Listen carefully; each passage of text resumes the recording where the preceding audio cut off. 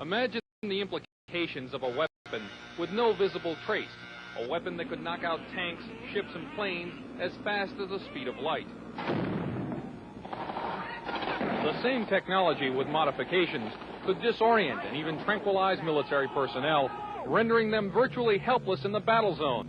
These are the new weapons of war we will examine in this series.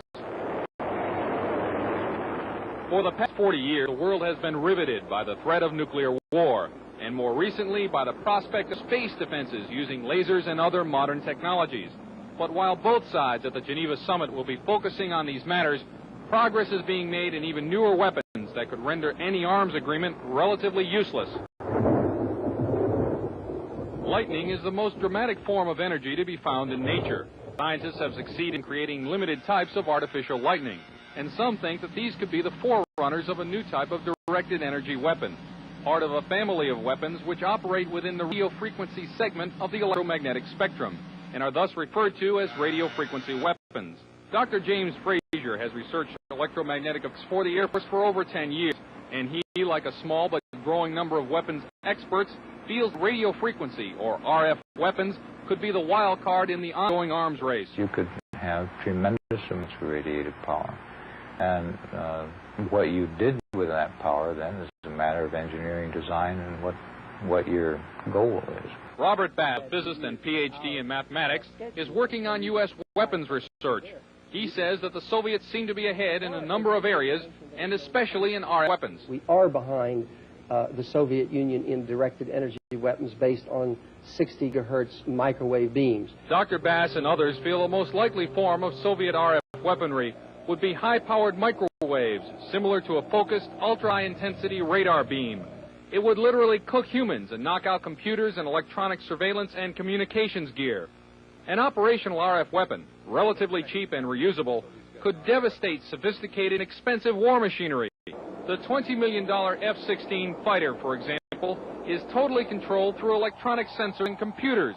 With no manual flight controls, the plane would literally fall out of the sky after being hit with a high-intensity pulse of microwave radiation. Scientists say that microwaves and other types of RF pulses operating at specific frequencies or windows can be transmitted with little or no loss of power. Machines known as gyrotrons can produce massive pulses needed to drive these devices, and it's believed the Soviet Union has a 3 to 5 year lead in this technology. Over the past year, CNN has repeatedly asked the Department of Defense and the Air Force about radio frequency weapons. After much resistance, DoD finally said that the subject was too sensitive to discuss. In my next report, unexplained cloud-like phenomena which may be evidence of a Soviet breakthrough in RF technology. Chuck DeCaro, CNN Special Assignments.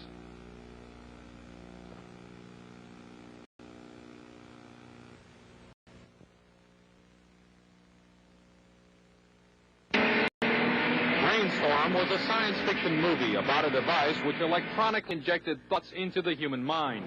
In this scene, the mind control machine projects images into the brain of the chief scientist through an electrode headset. The scientist then finds himself experiencing the thoughts of a wild truck ride.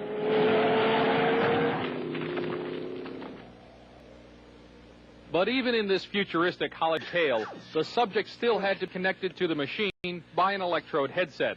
That's remarkable. But not as remarkable as a real-life experiment where I was the subject of a prototype device designed to project images into the mind without electrodes. The prototype machine, developed from Soviet scientific data, could, according to some scientists, have a profound effect as a weapon of war. Electronic mind control research is not new. A scientific milestone in this area came in the 1960s when Dr. Jose Delgado demonstrated remote control over a charging bull.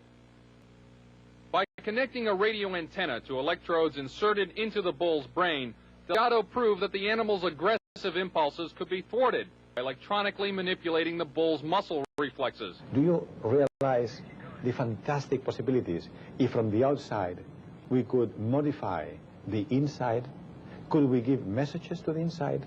But the beauty is that now we are not using electrodes. In recent years, Delgado has shown that the behavior of monkeys can be altered using low-power, pulsating magnetic fields.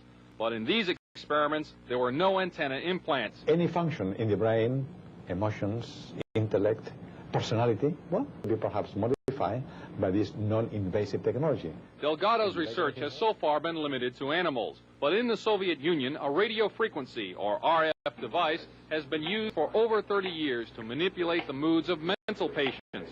It's called a light machine. It radiates pulses of radio frequency energy, as well as light, sound, and heat. The pulse rate is in the extremely low frequency range, between 0 and 100 pulses per second. Dr. Ross Adey is the top researcher at the Veterans Administration Hospital in Loma Linda, California. He has been investigating the effects of the LIDA machine. Now, what do the Soviets use this machine for? Well, they don't use it anymore. We should be very clear that this is a machine which is regarded by them as somewhat obsolete technologically. The scientist, who did not want his identity revealed, is employed by the U.S. government and has done secret RF weapons search. He believes that tests done with the LIDA and similar machines prove that humans are susceptible to remote alterations of mood and awareness. Certain kinds of weak electromagnetic signals work exactly like drugs. So the promise is that anything you can do with drugs, you could do with the right electromagnetic signals. Apparently, there are specific sites involved, specific functions involved. It's a matter of matching up, just like it is with a pill or a drug, to cause and effect. You could have a cause and effect relationship between a magnetic field and a biological function. CNN enlisted the help of noted physicist Dr. Elizabeth Rauscher and electrical engineer Bill Van Weiss to build and test an RF mind interference machine from data found in Soviet scientific literature. The machine itself was inexpensive and easy to construct, using parts from a consumer electronics store. It emits a weak magnetic field, pulsed at extremely low frequency. As the subject of the test, I was blindfolded, and my ears were blocked to prevent inadvertent clues as to what was happening. A magnetic probe was placed about 18 inches from my head. As the experiment began, 2 signal generators produced waveform patterns that were transmitted by the magnetic probe at about 1/1000th of the Earth's natural magnetic field strength. Describe anything that you see, if any. In the control room, Van Weiss varied the waveforms being generated. In another room, I could see waveforms changing shape in my mind. Parabola just went by? Parabola just went by. Oh, yeah, I did. I just flipped the switch. Parabola? Uh-huh. All right. Well, let's see. Check this out. That's what happened. I flipped the switch. Okay. A spike right there.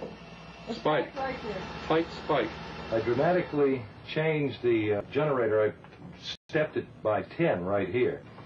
And the intermix from the 2 generators was right where you said that you saw a spike. Van Weiss said that when I failed to see any change, it was because he had not set the proper frequency and power levels. Later, I asked Van Weiss what a weapon using this technology could do.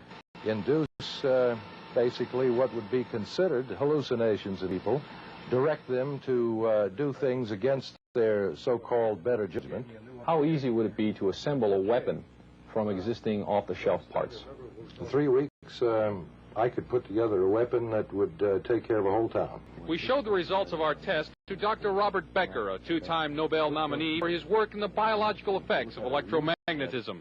This is a very significant experiment because it carries our understanding of how vision is actually performed a step further into the mystery. He said he thought the machine caused a disturbance in the brain's interpretation of vision, and as such could be used as a weapon. That kind of a disturbance in the visual system could markedly influence the operations of a fighter pilot, a helicopter pilot, or even as simple an aberration in the visual field as making everyone seeing double, or everyone having their visual field jitter like a poorly adjusted television screen. The effect of that upon the efficiency with which an Army, an Air Force, or a Navy would operate would be catastrophic. More about RF weapons in my next report. Chuck DeCaro, CNN, Special Assignments. Video Shack parts that anybody can build. Done in a laboratory.